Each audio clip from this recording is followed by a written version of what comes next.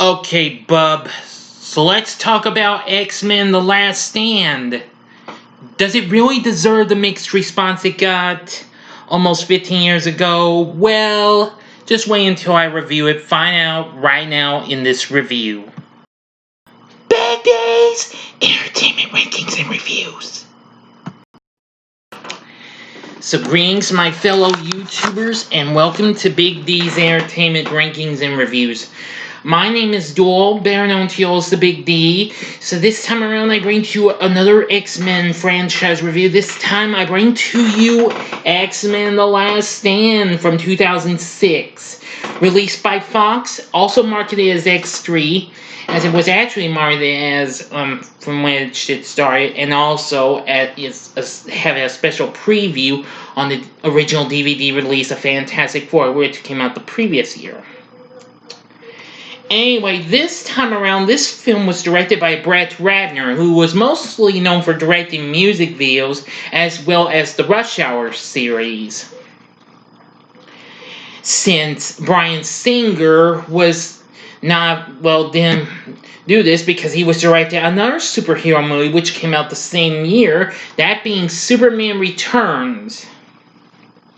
Which explains why we have short performance of James Marsden as Scott Summers alias Cyclops. But anyway, we got everybody else back. Hugh Jackman as Logan, aka Wolverine. Halle Berry as Aurora Monroe, aka Storm. Sir Ian McKellen as Magneto. Famke Janssen as Jean Grey. Anna Paquin as Rogue. Let's see, Rebecca Romijn, no longer Stainless, as Mystique. Shawn Ashmore as Bobby Drake, alias Iceman. Aaron Stanford as Pyro. And Patrick Stewart as Professor X. Now, the script for the film is loosely based on two of the X-Men's comic book story arcs, the Dark Phoenix Saga and Gifted. Anyway, with a plot that revolves around a mutant cure that causes serious repercussions among mutants and humans, and on the resurrection of Jean Grey. Also in the cast is Kelsey Grammer, who plays Dr. Henry McCoy. Well, he's also called Hank, aka the Beast, who we finally get after we were supposed to get him in the first one, just like Nightcrawler with the second one, who's not in this one. Vinnie Jones as Juggernaut is also in this. Let's see. We also have Ellen Page as Kitty Pryde. That character's been played by different actresses in the previous two movies. Let's see. And Ben Foster as Angel. Of course, Foster recently appeared in another Marvel movie, that being The Punisher, which I still have yet to review. But when this September comes, I will possibly review that, even though The Punisher is more of an anti-hero. Anyway, it still became a big hit despite the mixed response and what have you, with the acting, musical score, and the action scenes receiving positive notes. But however, the criticism was directed at the screenplay, overuse of characters' style, and lack of dynamics, which I completely understand. Okay, we start out 20 years in the past when Professor X and Eric Lehnsherr, aka Magneto, meet a young Jean Grey at her parents' house to invite her to join the school, known as the X Mansion. Yes. Well, anyway, and then 10 years later, Warren Worthington III is feeling very terrible when his industrialist father discovers his son's a mutant as Warren's trying to cut off his wings. Anyway, in the present, Worthington Labs announces that it has developed an inoculation to suppress the X gene that gives mutants their abilities and offer the cure to any mutant who wants it. The cure is created for the genome of a young mutant named Jimmy, who lives at the facility on Alcatraz Island. While some mutants are interested in the cure, including Rogue, many others are horrified by the announcement, and Magneto reestablishes his brotherhood of mutants with those who oppose the cure, warning his followers that the cure will be forcefully used to exterminate the mutant race. Anyway, with help from Pyro, who joined them in the end of the last movie, Magneto recruits Callisto and several other mutants. Well, meanwhile, though, the X-Men, things aren't going so well. Storm's not quite too thrilled with Wolverine trying to finish off a Danger Room lesson where he takes off the head of a Sentinel. And, well, Professor X, tells, Storm that one day she may take his place. And about Scott, well, he's changed him in. He took Jean's death so hard, but he knew there were still dangers out there. So he meets with another old student and colleague, Henry McCoy. I will admit Kelsey Grammer isn't too bad. I really liked him. Especially when he meets Wolverine. It's like, Wolverine, I hear you're a quiet animal. It's like, well, look who's talking. Yeah. Explains that Magneto's not really the problem now, since Mystique was recently apprehended. It informs them of the cure and what have you. Well, Storm thinks that's ridiculous and what have you, so anyway,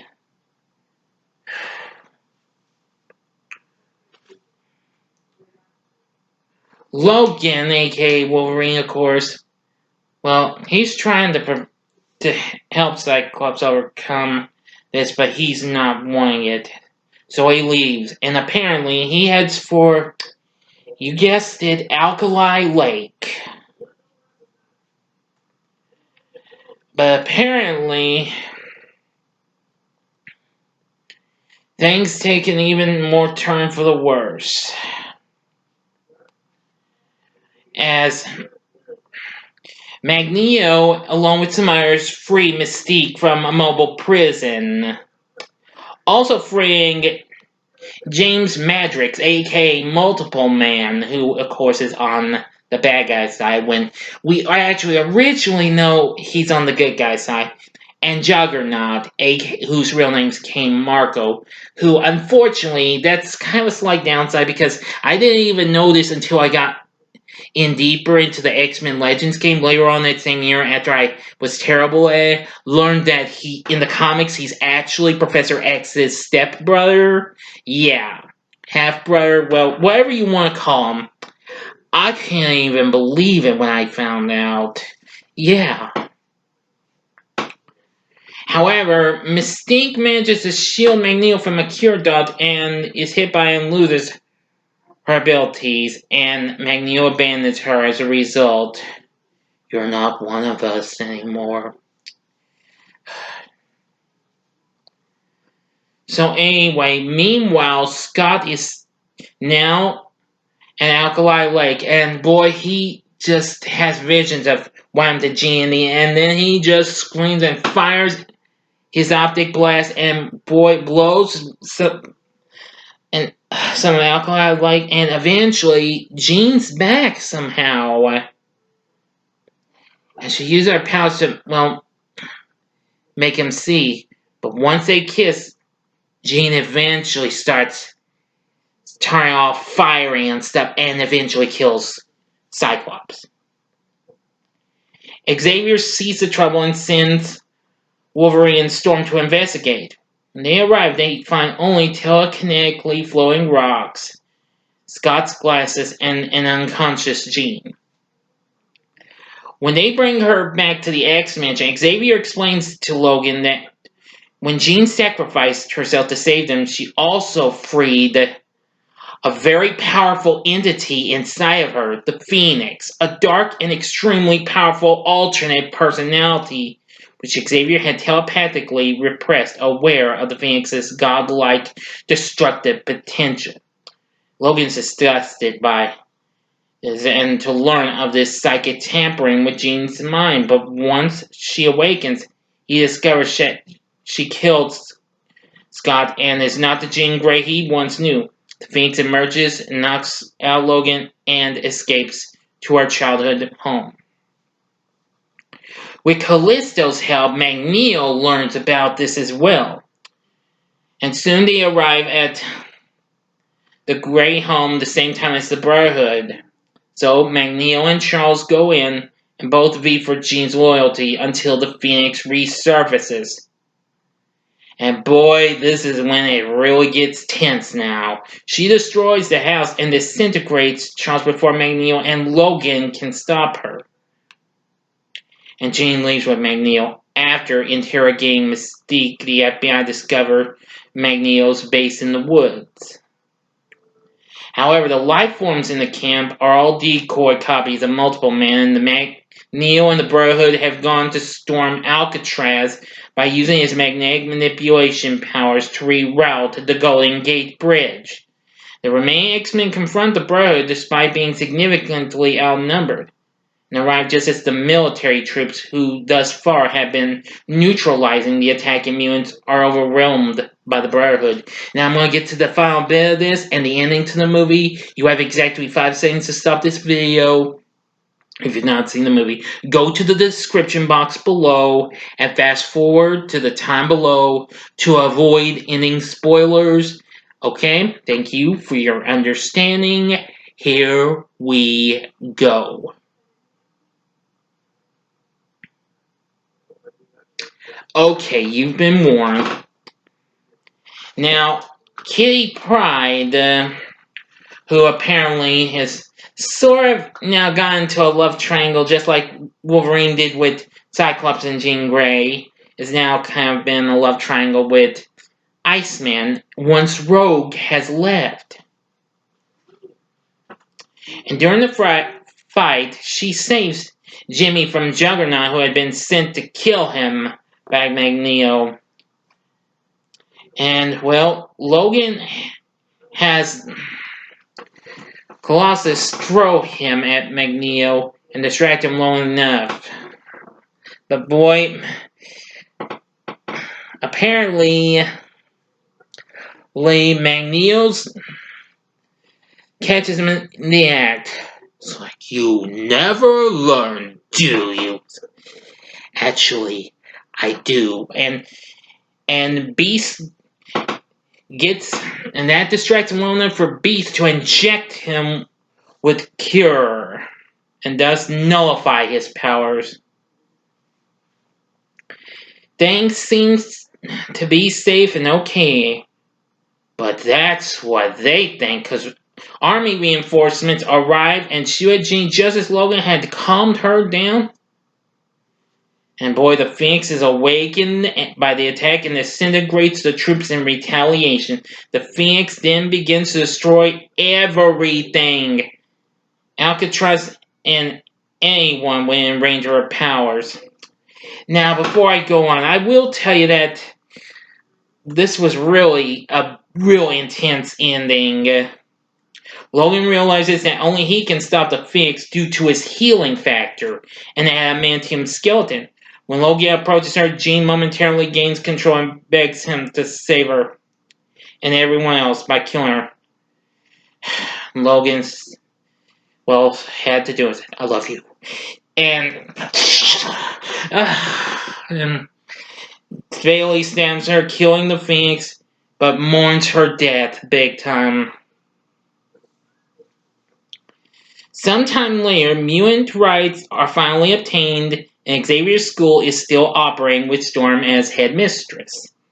The President of the United States appoints Beast as ambassador to the United Nations, and Rogue reveals to Iceman that she has taken the cure, much to his disappointment. Meanwhile, Magneto sits in front of a sits at a chessboard in San Francisco, seemingly human and weak, as McNeil gestures toward a metal chess piece. It moves slightly, suggesting the effects of the cure are temporary. And that would be the end of the movie. But however, unlike the first two, this one had a coda, a post-credit scene, y'all. After the credits, we encounter an old friend of Charles's, Moira McTaggart. She checks on a comatose patient who greets her with Xavier's voice, leaving her startled. And that's the end to this movie. So, what did I think of the movie? Well, I still like it for certain reasons, but not too much. Now, I like the music for this. John Powell composed this. I mean, I had to agree with the screenplay. Yeah, the story was kind of, well, it kind of had, I don't know, its ups and downs and what have you. Just like what we got with Dark Phoenix last year. But anyway, also I did have a few good likes, but they're hard to explain. Now, one of them is seeing Storm fly, actually. Yes, you actually get to see her fly for the first time ever in an X-Men movie, as, of course, she has the power to control the wind, which that, of course, allows her to fly, of course. It was really cool, and at least I liked the performances from everyone. And, of course, the action scenes and what have you. Oh, yeah. And, of course, Angel saves his dad, of course. Yep. Yeah, really something. Let's see. Yeah. But anyway. Now then. So, like I said, the film has its ups and downs, a little more ups than downs, but not a whole lot like the other two. So, the question is, would I recommend X-Men The Last Stand? Well, I'd say sure, go ahead, give it a try. And if you're not too thrilled with this, well, I can't say I didn't try. Yeah, like I said, the story has its ups and downs and what have you. The characters might be overused. I can understand that, but even so, it had some good performances. The action was good. The musical score was good, etc., etc., etc. And that would come to the end for the X-Men trilogy. However, 5 years later, this franchise would get rebooted in a way with X-Men First Class, which is, of course, what I'll be reviewing next time. So what did you think of X-Men The Last Stand? Please feel free to tell me in the comment section below. If you like this video, click the like button below, subscribe to my channel as well, and be a part of the Big D Nation. Join me again next time when I bring to you a review of, well, I just mentioned, X-Men First Class. So anyway, thank you for watching. Now, if you liked what you saw, you can check out these last 3 vids of superhero flicks I've done. In the upper left-hand corner is my review of Fantastic Four, which I reviewed a week ago for its 15th anniversary. In the upper right-hand corner is my review of X-Men, which actually really turned 20 yesterday, but I did it on the day it actually premiered at Ellis Island, okay? Just thought you all know. Which has already gotten a lot of views, and this needs some more views. X2, my X2 review from the other day, last time. And, of course, the bottom right-hand corner is the button you can click to subscribe. And I'm actually happy to see that I'm now up to 220 subscribers. Best showing in some time. Thank you very much. Keep telling your friends about my channel. If you're into seeing rankings and seeing and hearing, of course, rankings and reviews on movies, TV, music, video games, etc., then I'm your guy. You can also check out Big D's entertainment rankings and reviews on Facebook as well. Thank you for watching. Until next time, I'm the Big D saying Excelsior! See ya!